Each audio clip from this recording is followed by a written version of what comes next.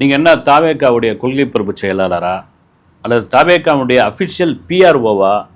நம்மளை கேட்குற கேள்வி பெரும்பாலும் நம்ம யாரும் கிடையாதுங்க. பொதுவான ஒரு பத்திரிகையாளர் சொல்கிறதுக்கான காரணம் என்னென்னா, எனக்கு ஒரே புகழாரமாக பேசிக்கிட்டு இருக்கீங்க, குறைகளே இல்லாத மாதிரியான ஒரு ஆட்சியாக சொல்லிகிட்டு இருக்கீங்க, விஜயோடைய பொற்காலம் மாதிரி நீங்கள் பேசிக்கிட்டு இருக்கீங்க, அப்போ குறையே இல்லையா, பாசிட்டிவ் மட்டும்தான் சொல்லுங்க, நெகட்டிவ் இல்லையா அப்படின்ற மாதிரி கேள்விகள் கேட்குறாங்க. நான் பேசுகிற வீடியோவில் வெறும் பாசிட்டிவ் மட்டும் பேசலை, குறைகளும் சொல்லியிருக்கேன். அது எத்தனை பேருக்கு போய் சேருதுன்னு தெரில. இன்னொரு ரொம்ப முக்கியமான ஒரு விஷயம் என்னென்னா, தவேகாவுடைய தலைவர் முதல்வர் விஜயாக ஆட்சி கட்டிலில் அமர்ந்து ஒரு 10 நாள் தான் ஆகுது. 10 நாளுக்குள்ளே அந்த அரசை எப்படி நீங்கள் கடுமையாக விமர்சனம் பண்ண முடியும்? ஏன்னா கண்டிப்பாக ஒரு மக்களுடைய எழுச்சி, இளைஞர்களுடைய வாக்கு, பெண்களுடைய பெரும்பான்மையான வாக்கில் அவர் வெற்றி பெற்றுள்ளார். அது கூட பெரும்பான்மையான எம்எல்ஏக்களுடன் அவர் ஆட்சி அமைக்கல. 108 வெளியிலிருந்து ஆதரவு. இப்போ அதிமுகவில் ஒரு 25 பேர். அப்படி இருக்கும்பொழுது அந்த கவர்மெண்ட்டுக்கு எப்போ வேணாலும் பிரச்சனை வரலாம், கூட்டணியில் இருக்கிறவங்க எப்போ வேணாலும் விலகலாம். அதே சமயத்தில் நம்ம சொல்கிற மாதிரி மும்மாரியும் பொழிகிறது, மக்கள் செல்வ செழிப்போடு இருக்கிறாங்க, யாருக்குமே ஒரு பிரச்சனையும் இல்லை, விவசாயிகள்லாம் முப்போகம் விளையுது, எல்லாரும் மகிழ்ச்சியாக ரோட்டில் போயிட்டுருக்காங்க அப்படின்னு சொல்ல வரல. அது ஒரு காலம் நடக்காது. அது என்ன சொல்கிறது, நம்ம வரலாறுகளில் படிச்சிருப்போம் இல்லைங்களா, பொற்காலம்னு. அப்படி ஒரு பொற்கால ஆட்சியை கொண்டு வந்திருந்தா கூட இப்போ சாத்தியம் கிடையாது. இது ஒரு கலிகாலம். இதெல்லாம் மாரி நம்ம திரும்ப சொல்கிறது என்னென்னா, ரைட்டு, ஓகே, விஜய் வந்திருக்கிறார், 10 நாள் ஆகுது. அவர் நேரு ஸ்டேடியத்தில் பதவியேற்பு விழாவிலே சொன்னது என்னென்னா, கொஞ்சம் மூச்சு வாங்கிறதுக்கு அனுமதி கொடுங்கள் அப்படின்னு. அதே வேளையில் ஆட்சி நடத்துவதற்கு தகுதியற்றவர்கள், அரசியலுக்கே லாய்க்கில்லாதவர்கள், வெறும் கூத்தாடிகள், ஒன்றுமே தெரியாதவர்கள் இவங்களுக்கு மக்கள் மத்தியில் செல்வாக்கே கிடையாது. 1 சீட்டு 2 சீட்டு வரலாம், விஜய் 2 தொகுதியில் டெபாசிட் இழக்கலாம் அப்படின்னு தேர்தலுக்கு முந்தைய கடுமையான விமர்சனங்கள் இருந்த பொழுது, மக்கள் ஒரு கட்சி ஆரம்பித்து 3 வருடம் கூட ஆகலை, ஒரு திரைப்பட நடிகர், அந்த திரைப்பட நடிகருக்கு இவ்வளோ பெரிய நம்பிக்கையோடு ஓட்டு அளித்து அதில் உட்கார வைத்திருக்கிறார்கள் அப்படின் பொழுது, அதில் வர நலத்திட்டங்கள் செய்கிற ஒவ்வொரு விஷயத்தையும் அப்போ அதில் குறைகள் அப்படின்ற விஷயத்தை தாண்டி பண்ணுறாருப்பா. சும்மாவே உட்காந்துல்ல, ஒரு அரசு அமைச்சிட்டாரு, 10 நாள் ஆகுது, சும்மாவே ஒன்றும் இல்லை, 717 கடைகளை மூடுகின்றாரு, சட்டம் ஒழுங்கு பிரச்சனையை என்னன்னு நீங்கள் அடிக்கடி ரிப்போர்ட் கொடுங்கன்றாரு, ஒரு 6 துறையை தன் கையில் வச்சுருக்காரு. வேற என்ன வேணும் இதில் சொல்கிறதுக்கு? இதுக்கப்புறம் போக போக தான் தெரியும். அதே வேளையில் இப்போ இந்த கவர்மெண்ட் நிலையாக 5 வருஷம் ஆட்சி பண்ணிடுவாங்களா அப்படின்ற ஒரு கேள்வி, அது மிக நியாயமான கேள்வி. பண்ண முடியாது அப்படின்றது என்னுடைய கருத்து, பொதுவான கருத்து. காரணம் என்னன்னா, நீங்கள் எப்போதான் என்னதான் அங்கேருந்து 25 பேர் வந்துட்டாங்க, இங்கேருந்து 8 பேர் வந்துட்டாங்க, 7 பேர் வந்துட்டாங்க, 144 பேரை வச்சு நம்ம ஆட்சி அமைக்கலாம்னு சொன்னால் கூட எந்த நேரத்தில் வேணாலும் அவங்க பிச்சுக்கிட்டு போகலாம். காரணம் என்னன்னா, அவர்கள் அரசியலில் பழம் தின்னு கொட்டை போட்டவர்கள். அதே வேளையில் வெறும் 108 எம்எல்ஏக்களை வச்சு உங்களால் ஒன்றும் பண்ணவும் முடியாது. சரி, அப்படியே ஆதரவு பிடிச்சி நம்ம பண்ணிடுறோம் ஒரு 5 வருஷம் அப்படின் பொழுது, முதல்வர் விஜய் தன்னிச்சையாக சில முடிவுகளை எடுக்க முடியுமா? தன்னிச்சையாக களத்தில் இறங்கி சில அதிரடி திட்டங்களை, வேலைகளை செய்ய முடியுமா அப்படின்னா நிச்சயம் முடியாது. இப்போயே ஆரம்பிச்சிட்டாங்க. நீங்கள் அதை பண்ணுறது தப்பு, இதை பண்ணுறது தப்பு. நீங்கள் 25 அதிமுக எம்எல்ஏகளை உடச்சி கூட்டின்னு வந்துட்டீங்க, அவங்களுக்கு மந்திரி பதவி கொடுக்க போகிறீங்க, அது எப்படி நாங்கள் ஏற்றுக்க முடியும்? அது அரசியல் தர்மத்துக்கு எதிரானது அப்படிலாம் பேச ஆரம்பிச்சிட்டாங்க. இப்போ என்னென்னா, எடப்பாடி பழனிசாமி அவர்கள் கோர்ட்டுக்கு போவோம், நாங்கள் 32 எம்எல்ஏக்களுடன் வந்திருந்தால் கட்சி தாவல் தடுப்பு சட்டம் ஒன்றும் பண்ணாது, 25 பேரோட வந்திருக்காங்க, நாங்கள் கோர்ட்டுக்கு போவோம், கோர்ட்டுக்கு போய் சிவசேனா எப்படி ஒரு நீதி கிடைச்சதோ அப்படி ஒரு நீதி எங்களுக்கு கிடைக்கும் அப்படின்னு அவர் ஒரு பக்கம். இன்னொரு பக்கம் சரி, ஓகே, 10 நாள் ஆச்சு, இன்னும் முழுமையான மந்திரி சபையை அமைக்கலையே நீங்கள், அவங்களுக்கு மந்திரி கொடுத்துருக்கீங்க, ஒரு 30 மந்திரியாவது இருக்கணும், 30 மந்திரி கண்டிப்பாக இருக்கணும். அடுத்த மாதம் கவர்னர் உரை இருக்குது, குறிப்பாக பட்ஜெட் தாக்கல் பண்ண போகிறாங்க, மானிய கோரிக்கை இருக்கிறது. இந்த மானிய கோரிக்கைக்கு 30 அமைச்சர்களும் 30 துறை அமைச்சர்களும் கண்டிப்பாக அவங்களுடைய மானிய கோரிக்கையை சொல்லணும், அவங்க பேசணும். என்ன எல்லாத்தையும் அடுத்து முக்கியமானதெல்லாம் முதல்வர் கையில் வச்சுருக்காரு, இது எப்படி சாத்தியப்படும்? கவர்னர் உரை அல்லது மானிய கோரிக்கை இதெல்லாம் கரெக்டாக நடக்குமா? 6 மாதம் வரைக்கும் அது தாக்கு பிடிக்குமா? கிட்டத்தட்ட ஒரு கத்தி மேலே நடக்கிற மாதிரியான ஒரு விஷயமா இருக்குது. இது ஒரு விமர்சனமாக இருக்கும் பொழுது 108 எம்எல்ஏக்கள் நீங்கள் 118 மேஜிக் நம்பரை நீங்கள் வந்து காட்ட முடியல அப்படின்னா கண்டிப்பாக கவர்னர் ஆட்சி தான் வரும். ஒரு மாதம் 6 மாதத்துக்கு அப்புறம் மறுபடியும் ஒரு தேர்தல் வரும். அந்த தேர்தலில் நீங்கள் யாரும் நிரூபிச்சுக்குங்க அப்படின்னு ஒரு பேச்சு வந்தப்போ பல பேருடைய ஒரு விமர்சனமாக, பல பேருடைய ஒரு ஒருமித்த குரலாக, மக்களுடைய குரலாக என்ன இருந்ததுன்னா, ஏதோ வகையில் ஒரு ஓட்டு போட்டோம். எல்லாரும் என்னென்னா 500 ஓட்டு, 1000 ஓட்டு, 180 ஓட்டு, 120 ஓட்டில் தான் ஜெயிச்சிருக்காங்க, தோற்றுருக்காங்க. இங்கே தில்லா 108 பேரும் ராஜினாமா பண்ணுங்க, நாங்கள் இருக்கிறோம், நாங்கள் உங்களுக்கு வந்து 200க்கு மேலே நாங்கள் சீட்டு வாங்கி தரோம், நாங்கள் எல்லாரும் இந்த முறை வந்து ஒரு விஜய் அலையை வந்து பெருத்த அலையாக நாங்கள் காட்டுறோம் அப்படிலாம் ஒரு நம்பிக்கை கொடுத்துருந்தாங்க. ஆனால் ரைட்டு, திரும்பவும் ஒரு எலெக்ஷன், திரும்பவும் ஒரு இது, ஏன்னா மற்ற 2 கட்சியிலையும் வேட்பாளர்கள் செலவு பண்ணுறதுக்கு காசு கிடையாது. மறுபடியும் ஒரு பிரச்சார பயணம், மறுபடியும் இது மக்களே வெறுத்து போயிடுவாங்க. போன வாட்டி மாதிரி வந்து சாரையாக ஓட்டு போடுவாங்களா? சரி, நம்பி ஒரு 108 எம்எல்ஏக்களை நம்ம கையில் கொடுத்துட்டாங்க, இந்த ஆட்சி நம்ம நடத்துவோம், ஸ்மூத்தாக நடத்துவோம், அடுத்த கூட வந்து ஒரு என்ன சொல்கிறது வந்து பாதகம் இல்லாமல் ஒரு நட்புறோடு நடத்துவோம் அப்படின்னு முதல்வர் விஜய் முடிவு பண்ணியிருக்கார். இதெல்லாம் மீறி மிக முக்கியமான ஒரு விஷயம், அரசியலில் சில நேக்குப்போக்கெல்லாம் இருக்குது. அந்த நேக்குப்போக்கெல்லாம் முதல்வர் விஜய்க்கு அத்துப்படியாக அவர் செய்ய முடியுமா அப்படின்ற ஒரு கேள்வி மிக முக்கியமான கேள்வியாக இருக்கிறது. அந்த நேக்குப்போக்கு என்னன்னு வந்து செங்கோட்டையன் மாதிரி மூத்த அமைச்சர்கள், கண்டிப்பாக மூத்த அரசியல்வாதிகள், அவர் கட்சியில் இருக்கிறவங்களும் அவங்க சொல்லுவாங்க வந்து, இப்போ கே செங்கோட்டையன் அவர்கள்லாம் வந்து தாவேகாவுக்கு கிடைத்த மிகப்பெரிய ஒரு பலம் கூட சொல்லலாம்.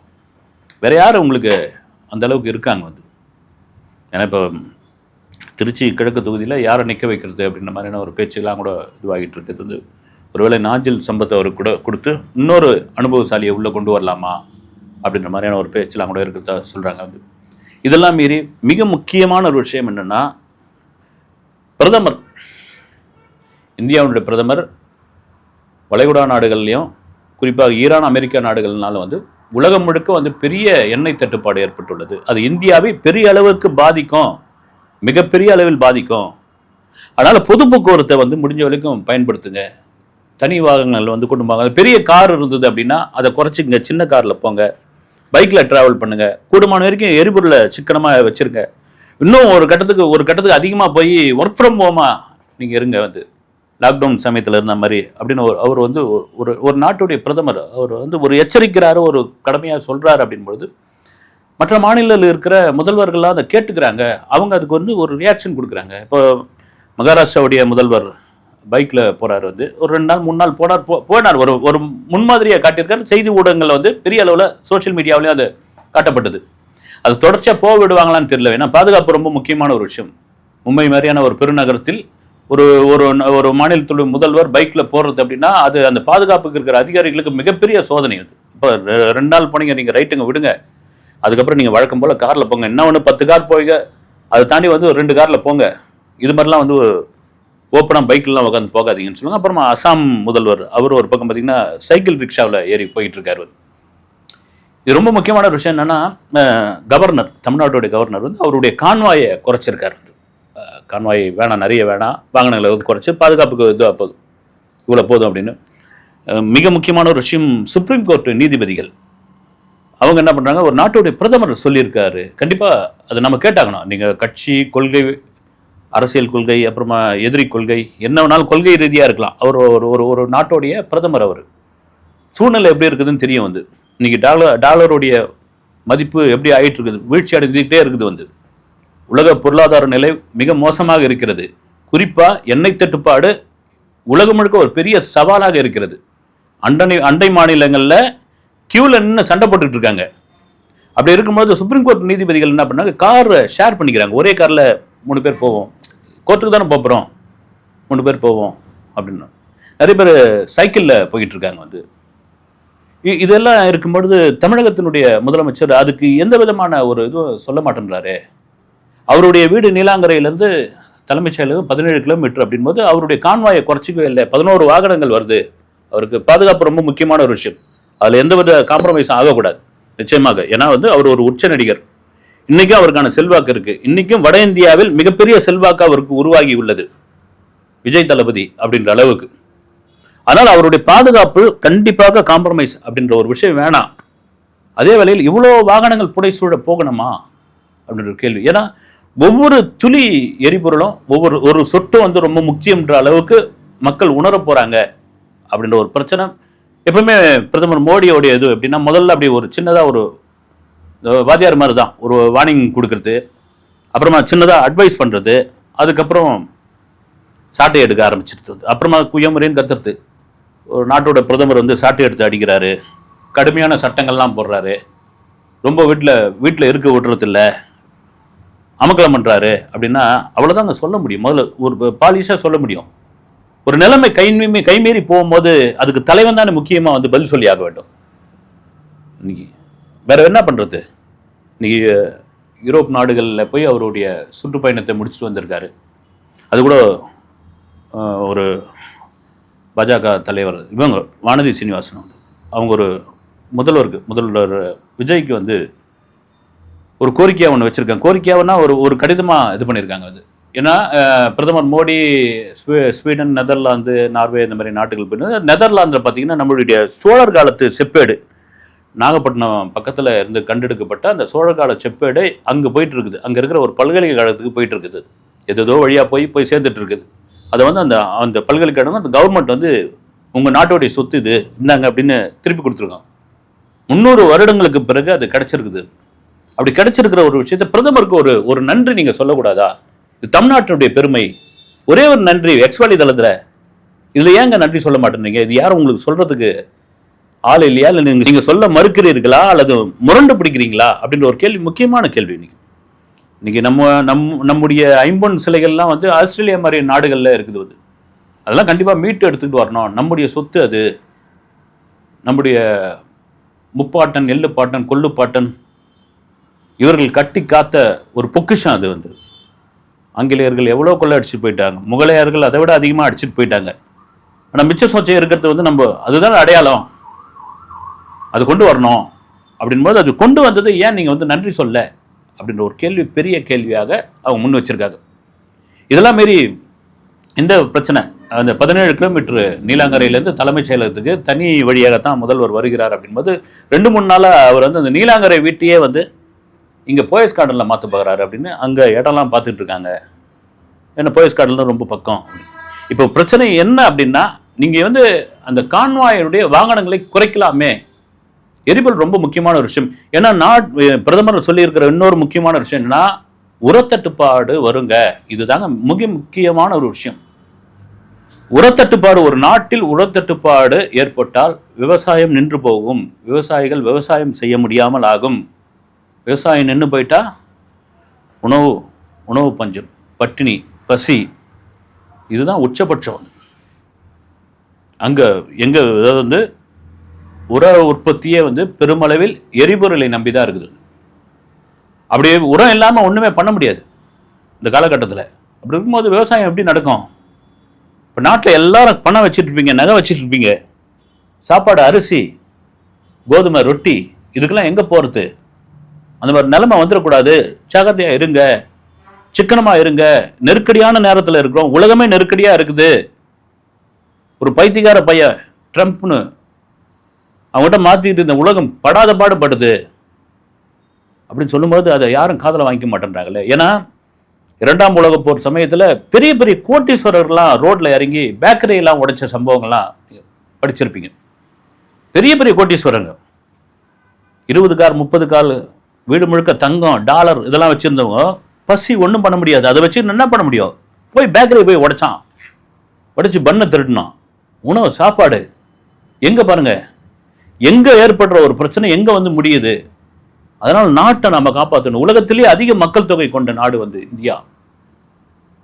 இது ஏன்னா ஒரு பிரதமராக சொல்லும் பொழுது ஒவ்வொரு மாநிலத்திலும் 1000 முரண்பாடுகள், கொள்கைகள் எல்லாம் இருக்கலாம். வந்து நீங்கள் இந்துத்துவா பேசலாம், RSS பேசலாம், பிஜேபி பி டீம் பேசலாம், எல்லாம் பேசலாம். ஆனால் ஒரு நாட்டுடைய தலைவர் தானே, வந்து எல்லாருக்குமான பொதுவானவர் தானே. இது கேட்டு தானே ஆகணும். அப்படி கேட்கும்போது ஏன் இங்கேருந்து எந்தவித பதிலும் இல்லை, எந்தவித குரலும் இல்லை? 10 நாள் தானே ஆகுது ஆட்சிக்கு வந்து. 10 நாளில் ஏன் வந்து? ஏன்னா எப்பவுமே வந்து ஒரு மாநில அரசு மத்திய அரசுடன், ஏன்னா ஒன்றிய அரசுடன் ஒரு இணக்கமாக இருந்தால்தான். நீங்கள் முன்னாள் முதல்வர் ஸ்டாலின் கூட பார்த்தீங்கன்னா கொள்கை ரீதியாக அவங்க வந்து பிஜேபியை கடுமையாக விமர்சிப்பாங்க கண்டி. ஆனால் ஒரு நிதி பெற வேண்டும் அப்படின்னா அதில் போய் பயங்கரமாக சரண்டர் ஆகிடுவாங்க. சரண்டர் ஆகிருக்காங்க. அது நிறைய சம்பவங்கள்லாம் இருக்குது. வேறு வழி கிடையாது உங்களுக்கு. அதில் வந்து இந்த காரியம் பெருசா வீரியம் பெருசான்னு நம்ம ஊரில் வந்து காரியம் தான் பெருசு. அப்போ ஏன் விஜய் வந்து பிரதமர் சொல்றதெல்லாம் செவிசாய்க்க மாட்டேன்றாரு? ஏன் ஒதுங்கி நிற்கிறாரு? இது ரொம்ப முக்கியமான கேள்வியாக இருக்கிறது. ஒரு கட்டத்துக்கு மேலே போயிட்டு பிரதமர் என்ன சொல்றாரு? தங்கமே வாங்காதீங்கன்றாரு. தங்கமே வாங்காதீங்க இப்போதைக்கு எவ்வளோக்கு எவ்வளோ நீங்கள் சிக்கனமாக வீடுங்களை சொல்லுவாங்களே, ரொம்ப சிக்கனமாக இருக்கணும்பா. சிக்கனமாக இருந்தால் தான் நம்மளுக்கு பொருளாதாரம் உயரும். தாம் தூம் செலவு பண்ணாதீங்கன்னு. ஒரு நாட்டுக்கே தாம் தூம் செலவு பண்ணாதீங்க, ரொம்ப சிக்கனமாக இருங்க. அந்த நாட்டை காக்கக்கூடிய, அந்த மாநிலத்துக்கு பொறுப்பான, அந்த மாநிலத்தை நடத்தக்கூடிய முதல்வர்களுக்கு அது பொருந்தும், அரசு அதிகாரிகளுக்கு பொருந்தும், அமைச்சர்களுக்கு பொருந்தும் அப்படின்ற ஒரு விஷயம். ஏன் விஜய் அதற்கு மௌனம் சாதிக்கிறார் என்பதுதான் இப்பொழுதுள்ள ஒரு பெரிய கேள்வியாக இருக்கிறது. அடுத்த வீடியோவில் சந்திக்கிறேன். நன்றி.